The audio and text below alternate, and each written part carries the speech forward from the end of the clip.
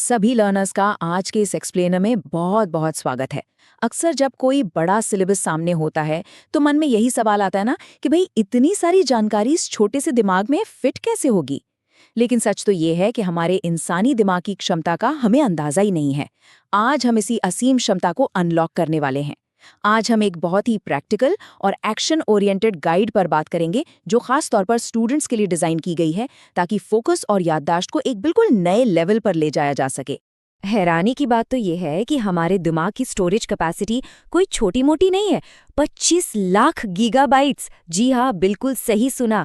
अगर इस विशाल स्पेस को कोई लगातार बिना रुके भरना चाहे ना, तो ऐसा करने में 350 साल लग जाएंगे। लिटरली 350 साल।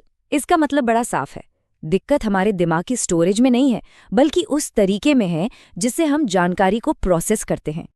तो इस अद्भुत क्षमता का सही इस्तेमाल करने के लिए हम 8 साइंटिफिक रूल्स को एक टूलकिट में बदल रहे हैं। हमारा आज का एजेंडा है, पहला फोकस बढ़ाना, दूसरा मेमोरी इन एक्शन, तीसरा इस दिमागी मशीन को फ्यूल देना और चौथा ब्रेन एनर्जी से जुड़े कुछ दिलचस्प फैक्ट्स। चलिए बिना किसी देरी के अपने पहले हिस्से की तरफ बढ़ते हैं, फोकस बढ़ाना और दिमाग के रोजमर्रा के शोर को मैनेज करना। इस पहले पिलर में हम ये समझेंगे कि ध्यान भटकने से कैसे बचा जाए। हमारा पहला रूल एक बहुत बड़े मिथक यानी भ्रम को तोड़ता है। अक्सर लोग सोचते हैं कि एक साथ कई काम करना यानी मल्टीटास्किंग से बहुत समय बचता है, लेकिन असलियत क्या है? हमारा दिमाग मल्टीटास्किंग के लिए बना ही नहीं है। वो सिर्फ अलग अलग कामों के बीच बहुत तेजी से स्विच करता है। और इसका नुकसान, जब ऐसा होता है तो हमारी सेंसरी परसेप्शन में 75% तक की भारी गिरावट आती है। सोचिए, 75%। जैसे अगर कोई फोन पर बात करते हुए ड्राइव कर रहा है तो भले ही नजरें सामने हो, दिमाग सामने की चीजों को 75% कम सेंस कर पाता है। पढ़ाई में भी बिल्कुल यही होता है। अगर ध्यान कहीं और है तो सामने रखी किताब भी बस कुछ पन्नों जैसी लगती है। बेहतरीन नतीजों के लिए एक बार में सिर्फ एक ही काम पर 100% फोकस होना बहुत जरूरी है। अब देखिए कि ये हमारे दूसरे रूल से कैसे जुड़ता है। हमारे दिमाग में हर दिन लगभग 62,000 विचार आते हैं। 62,000। ये नंबर अपने आप में बहुत बड़ा है, लेकिन क्या ये सब हमारे काम के होते हैं? बिल्कुल नहीं। इनमें से बहुत कम विचार ही ऐसे होते हैं जो सच में सही या उपयोगी हों। तो सबसे बड़ा टास्क है सिर्फ सही और पॉजिटिव विचारों को फिल्टर करना। अगर बेकार के ख्यालों पर फोकस जाएगा तो हमारी दिमागी ताकत यानी कॉग्निटिव पावर कमजोर पड़ने लगेगी। और यहीं से हमारा तीसरा रूल सामने आता है। जब भी दिमाग में कोई अच्छा या काम का आइडिया आए तो उसे हवा में गायब न होने दे। एक बहुत ही सिंपल सी आदत अपनानी है, पेन और पेपर लेकर बैठना। जैसे ही हम कुछ लिखते हैं ना, तो हमारे विचारों को एक ठोस जमीन मिल जाती है और हमारी सोच को एक क्लियर डायरेक्शन। ऐसा करने से वो बेहतरीन आइडियाज सिर्फ ख्यालों तक सीमित नहीं रहते, बल्कि उन पर असल में एक्शन लिया जा सकता है। अब आते हैं दूसरे हिस्से पर, मेमोरी इन एक्शन, यानी चीजों को याद रखने के लिए कुछ एक्शन लेने योग्य आदतें। इस हिस्से में हमारा मेन फोकस इस बात पर रहेगा कि कैसे अपनी याददाश्त को परमानेंट बनाया जाए। रूल नंबर 4 और 6 मिलकर एक बिल्कुल बुलेट प्रूफ स्टडी स्ट्रैटेजी तैयार करते हैं। होता क्या है कि हम जो भी पढ़ते हैं उसका बड़ा हिस्सा कुछ ही मिनटों में दिमाग से गायब हो जाता है। इसे रोकने के लिए ये 3 स्टेप्स कमाल के हैं। पहला, मटेरियल को अच्छे से सीखें। दूसरा और सबसे जरूरी, जो भी सीखा है उसे किसी दोस्त को सिखाएं। और तीसरा, उस जानकारी को समान समय के अंतराल पर यानी इक्वल इंटरवल्स पर रिपीट करें, क्योंकि बिना स्पेड रेपिटेशन के जानकारी लंबे समय तक टिक ही नहीं सकती। इस रूल के पीछे की साइकोलॉजी सच में बहुत दिलचस्प है। कभी सोचा है कि एक टीचर को वो सारी बातें लंबे समय तक कैसे याद रहती हैं जो स्टूडेंट्स अक्सर भूल जाते हैं? ऐसा इसलिए क्योंकि टीचर किसी भी चीज को दूसरों को सिखाने के इरादे से पढ़ता है। इसलिए जब भी पढ़ाई की जाए तो माइंडसेट यही होना चाहिए कि कल मुझे ये टॉपिक किसी और को बहुत ही आसान भाषा में समझाना है। ये एक छोटा सा नजरिया हमारी रिटेंशन पावर को कई गुना तक बढ़ा देता है। चलिए आगे बढ़ते हैं। भाग 3 की तरफ, मशीन को फ्यूल देना, कॉग्निटिव पावर के लिए बायोलॉजिकल मेंटेनेंस। अभी तक हमने फोकस और मेमोरी रूपी सॉफ्टवेयर की बात की, लेकिन अगर हमारा शरीर रूपी हार्डवेयर ही सही से मेंटेन नहीं होगा तो कोई सॉफ्टवेयर कैसे चलेगा, है ना? रूल नंबर 5 हमें यही बताता है कि शारीरिक व्यायाम यानी एक्सरसाइज केवल बॉडी बनाने के लिए नहीं है, बल्कि ये हमारे दिमाग के लिए भी है। एक स्टडी में 2 ग्रुप्स को ऑब्जर्व किया गया।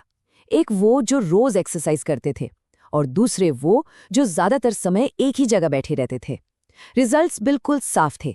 एक्सरसाइज करने वाले ग्रुप की मेमोरी रिटेंशन और स्पेशल थिंकिंग बैठे रहने वाले ग्रुप के मुकाबले कहीं ज्यादा बेहतर थी। मतलब थोड़ा पसीना बहाने का सीधा फायदा हमारी याद रखने की क्षमता को मिलता है।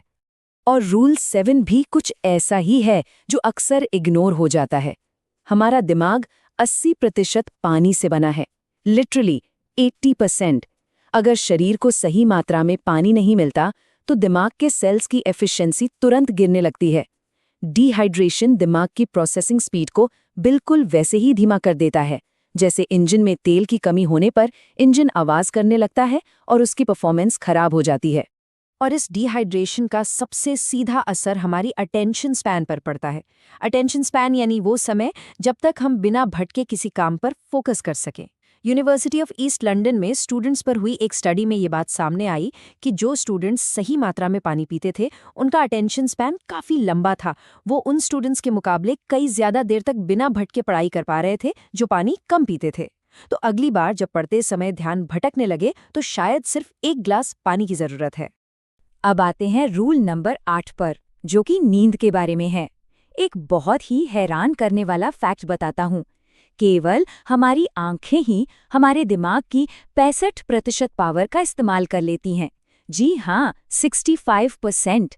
हमारे आसपास के विजुअल्स को प्रोसेस करना दिमाग के लिए एक बहुत बड़ा कॉग्निटिव लोड होता है और इसी भारी भरकम लोड के बाद सिस्टम को रीसेट करने के लिए दिमाग को एक अच्छी और गहरी नींद की सख्त ज़रूरत होती है।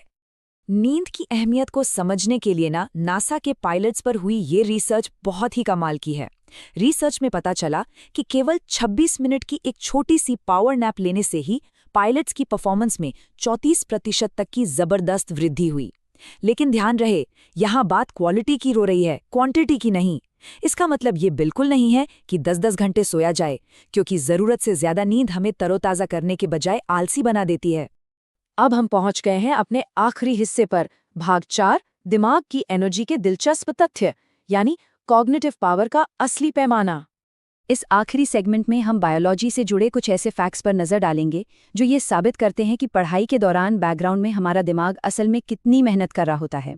सोर्स मटेरियल के अनुसार पुरुषों और महिलाओं के दिमाग में कुछ बहुत ही दिलचस्प संरचनात्मक अंतर होते हैं। डेटा दिखाता है कि पुरुषों का दिमाग आकार में लगभग 10% बड़ा होता है, वहीं दूसरी ओर महिलाओं के दिमाग का स्ट्रक्चर कहीं अधिक कॉम्प्लेक्स और आपस में गहराई से जुड़ा हुआ होता है। ये न्यूरोलॉजिकल डाइवर्सिटी हमें साफ बताती है कि दिमागी ताकत सिर्फ साइज से तय नहीं होती, बल्कि उसकी कनेक्टिविटी से तय होती है। एक और चौंकाने वाली बात, इंसानी दिमाग शरीर के कुल वजन का मुश्किल से 2% होता है।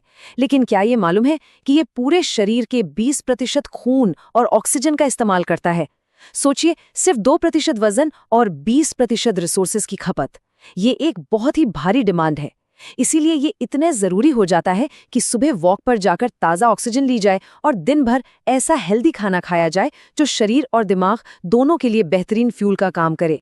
और इस शानदार फैक्ट के साथ हम अपनी बात को समराइज करते हैं। हमारा दिमाग इतनी रॉ एनर्जी पैदा करता है जिससे एक लो वॉट का लाइट बल्ब बहुत आराम से जलाया जा सकता है। लिटरली, जरा इमेजिन कीजिए, जब किसी बहुत ही मुश्किल टॉपिक को समझने की कोशिश की जा रही होती है तो सिर के अंदर सच में एक बिजली का बल्ब रोशन होने जितनी ऊर्जा पैदा हो रही होती है ना कमाल की बात? तो फोकस बढ़ाने से लेकर फिजिकल मेंटेनेंस तक हमने इस पूरे 8 रूल टूलकिट को अच्छे से समझ लिया है। अब सबसे बड़ा सवाल ये है कि इन 8 आदतों में से कल के स्टडी सेशन में किसे सबसे पहले आजमाया जाएगा? क्या मल्टीटास्किंग को हमेशा के लिए गुड बाय कहा जाएगा, या फिर सीखे हुए टॉपिक को किसी दोस्त को समझाने वाली ट्रिक अपनाई जाएगी? इंसानी दिमाग की इस अद्भुत क्षमता को यूं ही बर्बाद नहीं होने देना चाहिए। इस टूलकिट का पूरा इस्तेमाल करें और अपनी असली दिमागी ताकत को अनलॉक करें। आज के इस एक्सप्लेनर में जुड़ने के लिए बहुत बहुत धन्यवाद। ऐसे ही सीखते रहें और आगे बढ़ते रहें।